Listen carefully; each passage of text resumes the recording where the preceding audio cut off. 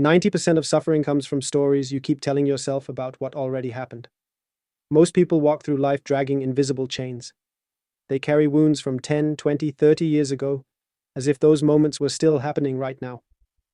The betrayal from that relationship, the failure that crushed their confidence, the rejection that made them question their worth. These experiences ended long ago, but the mind keeps them alive, replaying them like broken records that never stop spinning. The truth is simple and brutal. The past does not exist anymore. It lives only because you feed it with your attention, your energy, your thoughts. Every time you replay that memory, every time you tell that story, every time you let old pain guide your decisions, you resurrect something that should be dead. You become the prison guard of your own cell, and the most tragic part is that the door was never locked. Think about this for a moment. How much of your daily energy goes toward maintaining memories that hurt you? How often do you make choices based on avoiding what happened before, rather than embracing what could happen next? The weight you carry is not from the events themselves. The weight comes from your refusal to put them down. This pattern reveals something fundamental about human consciousness. People define themselves through their struggles. They wear their wounds like medals, telling anyone who will listen about how they were wronged, how they suffered, how life was unfair. Deep down, there is comfort in this familiar pain. The known territory of suffering feels safer than the unknown territory of freedom. So the cycle continues year after year, decade after decade. But here is where everything shifts. Those wounds, those stories, those identities built on pain, they are not who you are. They are experiences you had. There is a massive difference between the two, and the moment you understand this difference, the chains begin to break. Pain creates a gravitational pull. The stronger the emotional charge, the harder it pulls you backward. Betrayal, abandonment, rejection. These emotions grip the tightest because they signal unresolved wounds. Your body does not know the difference between a memory and reality. When you think about that painful moment, your nervous system responds as if it is happening right now. Your heart rate increases. Your muscles tense. Stress hormones flood your system. You are literally reliving the past in your present body. The mind operates on efficiency, not happiness. It creates patterns from past experiences, assuming that by remembering pain, it can prevent future pain. If someone hurt you, the mind believes that constantly revisiting that hurt will somehow protect you from being hurt again. But this is the great deception. Instead of protecting you, it keeps the wound fresh. Instead of preventing pain, it guarantees its continuation. Every thought you think strengthens neural pathways in your brain. The more you think about something, the more important your brain believes it is. The more important it believes it is, the more it brings it to your attention. This is how a single painful event from years ago can dominate your present reality. Not because it is still happening, but because you keep choosing to make it happen again in your mind. For many people, past pain becomes the architecture of their identity. They introduce themselves through their wounds. I am someone who was betrayed. I am someone who was abandoned. I am someone who failed. The more you identify with these stories, the harder it becomes to release them. Because if you are not your pain, then who are you? This question terrifies people more than the pain itself. Picture yourself walking forward while looking backward. You stumble, you miss opportunities. You bump into the same obstacles over and over. This is what happens when you live from your past. Every decision you make is not really a choice, it is a reaction. The past is choosing for you, determining your actions, your beliefs, your relationships, even the experiences you attract into your life. The same patterns keep repeating because you are living in a loop. You expect pain, so you see pain. You expect betrayal, so you find evidence of betrayal. You expect disappointment, so you create disappointment. This is not fate. This is conditioning, and conditioning can be broken. Breaking free starts with recognition. You must see the loops for what they are. Awareness is the first key. When you feel that familiar emotional pull, when that old story starts playing, pause, breathe, ask yourself a simple question. Am I responding to this moment, or am I reacting from my past? This conscious interruption weakens the loop. Each time you choose a new response, you create a new pattern. But awareness alone is not enough. You must also understand why you hold on. Part of you resists release, not because you love suffering, but because suffering serves a purpose. It gives you identity. It gives you significance. It gives you validation. When you tell your pain story, people listen. They sympathize. They acknowledge that what happened to you was wrong. This validation feels like justice. But if you need external validation to maintain your past, you are trading your freedom for an illusion of acknowledgement. There is another reason people hold on: fear. If you release the past, does that mean it did not matter? Does that mean the people who hurt you win? No. Release does not erase what happened. It does not condone it. Release means choosing yourself over your suffering. It means refusing to give your history the power to define your future. It means reclaiming your energy from maintaining old wounds and redirecting it toward creating something new. The past is not just remembered, it is recreated. The longer you hold on to it, the more it shapes your present and your future. Your thoughts, emotions, and behaviors unconsciously confirm what you already believe about yourself and life. If your past was filled with betrayal, you subconsciously seek betrayal in new relationships. If you experienced failure, you hesitate to pursue opportunities, convinced the outcome will be the same. This is not a predetermined future. This is you carrying your past into it. Your mind constantly seeks confirmation of its beliefs. This is called confirmation bias. If you believe the world is unfair, you will notice every unfairness. If you expect disappointment, you will focus on every sign that confirms it. You are not seeing reality. You are seeing a filtered version of reality that matches your past. This is why pain cycles continue. You do not just experience hardship, you expect it, look for it, and unintentionally create it. The body holds memory too. When you experience strong emotions, they imprint throughout your entire system. Years later, your body remembers. A certain tone of voice triggers the same fear you felt as a child. A familiar situation activates old survival responses. Your body does not distinguish between then and now. It only knows the emotional signature, and it responds accordingly. This is why you can logically understand that the past is over, but still feel trapped by it. Your conscious mind knows better, but your subconscious and your body are still operating from old programs. Until you address these deeper imprints, the cycles continue. The mind plays another trick. It convinces you that thinking about the past means you are working through it, that talking about your healing means you are healing, that revisiting your pain means you are processing it. But real change does not happen through endless analysis. It happens through choice, and the choice is available right now. You can keep carrying the weight, telling the same story, seeking validation through your suffering. Or you can step into something new, not because the past was not important, not because your pain was not real, but because you are more than what happened to you. Your past experiences are a collection of events. They shaped you, but they do not have to define you. The moment you stop carrying them, they lose their power over you. The first step toward freedom is recognizing this truth. The past only stays alive through your participation. It is gone. It exists only when you activate it. The decision to stop activating it is the beginning of liberation. Notice the language people use. I just cannot let that go.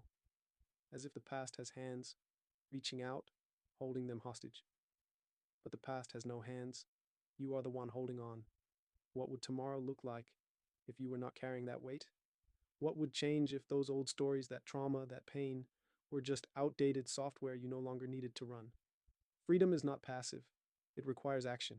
It requires you to release the very things you have been taught to believe define you.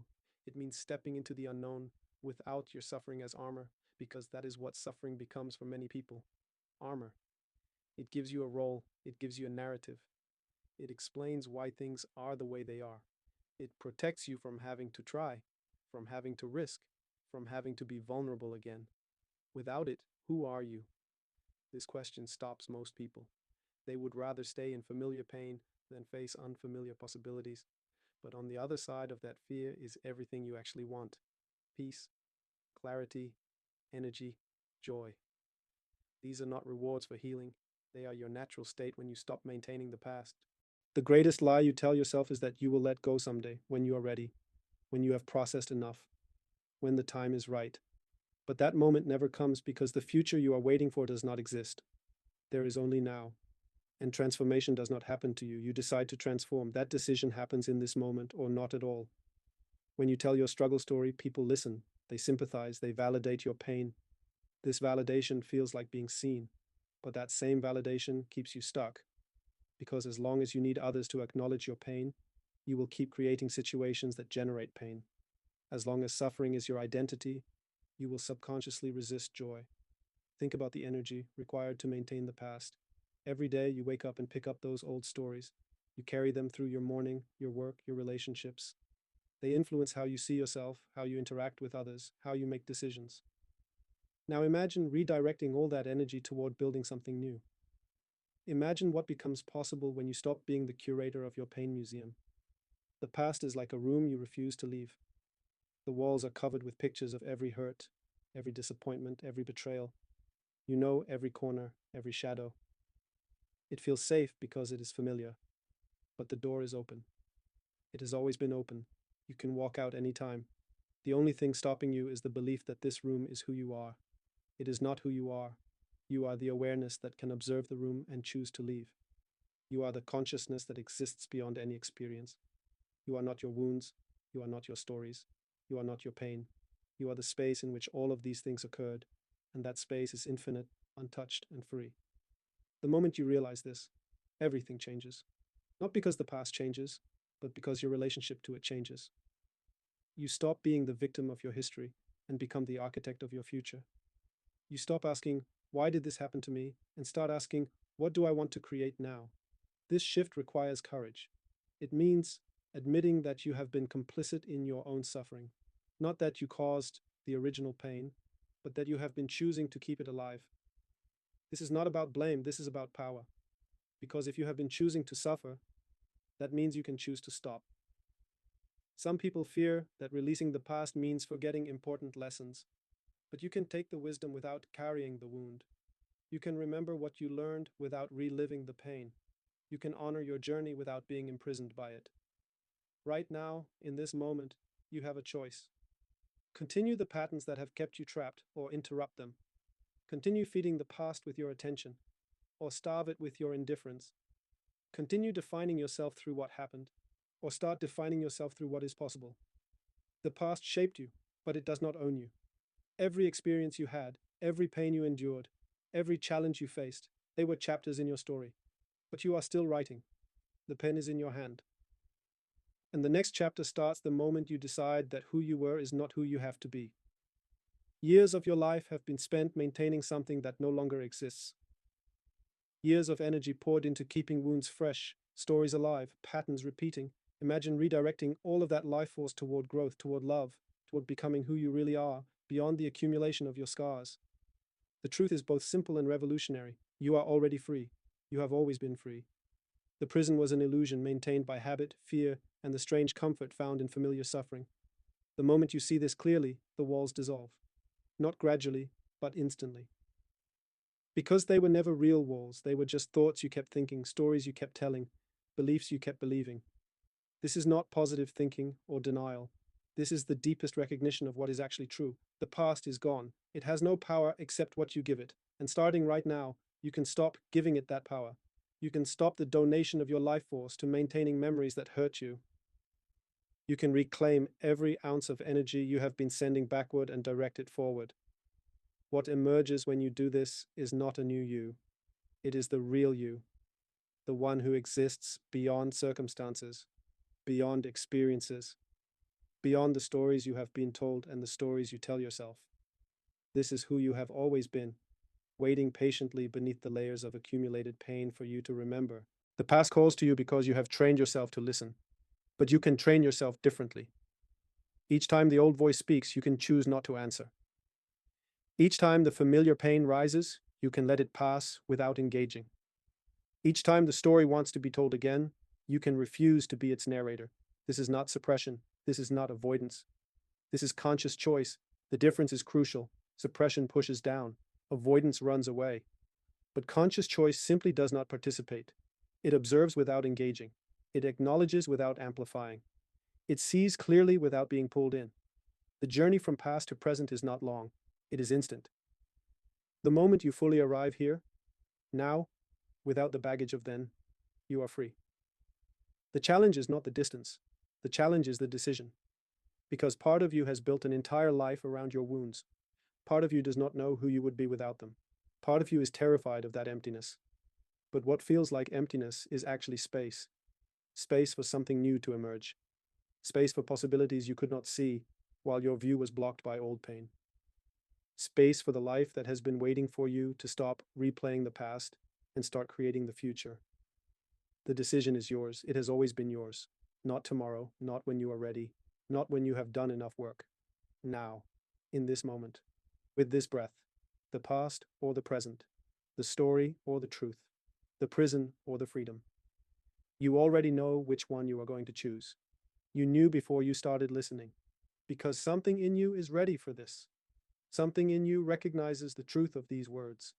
Something in you is tired of the wait, tired of the stories, tired of living the same patterns over and over. That something is your real nature, calling you home. Not to a place, but to a state of being, a state where the past has no claim on you, where pain is just experience, not identity, where you are free to be who you really are, not who your wounds told you to be. The transformation is not complicated. It does not require years of therapy, endless processing, or perfect understanding. It requires one thing: a decision. The decision to stop feeding the past and start feeding your future. The decision to stop being the victim of your history and start being the creator of your destiny. That decision changes everything, not gradually, but immediately. Because the moment you stop giving your power to what was, you have all of that power available for what is. And what is possible when you have access to all of your power, instead of spending it on maintaining old wounds, is beyond what your past-focused mind can imagine. This is the promise. Not that life becomes easy, but that you become capable. Not that challenges disappear, but that you meet them from wholeness instead of woundedness. Not that you forget where you came from, but that you remember where you are going. The past is over. Your participation in it is optional. Your freedom is not somewhere in the future. It is here, now, waiting for you to claim it. The only question that matters is not why or how or when. The only question that matters is, will you? Will you let go of what no longer serves you? Will you stop telling the stories that keep you small? Will you release the identity built on pain and discover who you are beyond it? Will you trade the familiar suffering for unfamiliar possibility? The answer is already yes. Otherwise, you would not still be listening. Some part of you knows it is time. Some part of you is ready. Some part of you has already decided. Now the rest of you just needs to catch up. And when you do, when you fully arrive in this moment without dragging the past behind you, you will discover something remarkable. You are not who you thought you were. You are so much more. You always have been. You just could not see it through the smoke of old fires that stopped burning long ago. Let them go out. Let the ashes scatter. Let the past be what it is, finished, and let yourself be what you are, free. Because freedom is not something you earn or achieve or work toward. Freedom is what remains when you stop maintaining your own imprisonment. The door is open. It has always been open. The only thing between you and your freedom is your willingness to walk through. Not tomorrow, not when you are ready. Now, with this breath, with this choice, with this simple recognition that the past is over and you do not have to carry it anymore. This is where everything changes. Not because you have been fixed or healed or saved, but because you have remembered what was always true. You are not your past. You are not your pain. You are not your stories. You are the awareness reading these words right now, completely free to choose what comes next. Choose wisely, choose courageously, choose now. Because life is happening in this moment and you have been absent from it long enough, lost in memories of what was instead of participating in what is. Come back. Come back to now. Come back to yourself. Come back to the freedom that has been waiting for you all along. The past cannot follow you here unless you invite it. So stop extending the invitation. Stop opening that door. Stop making that call. Instead, open the door to possibility. Extend the invitation to growth. Make the call to your future self, the one who is free from all of this, and ask them what they would tell you. They would say what you already know. It is time. It is time to let go. It is time to move forward. It is time to be free. And freedom, real freedom, begins with a single word. Yes. Yes to releasing what no longer serves. Yes to stepping into the unknown. Yes to discovering who you are beyond your wounds. Yes to the life that has been waiting for you to stop looking backward and start moving forward. Say yes. Say it now. Say it with your whole being. And then watch as the walls you thought were solid dissolve like morning mist, revealing the vast open space that was always there, waiting for you to remember that you are not trapped in your past. You never were. You are free. You always have been. Now you just need to live like it.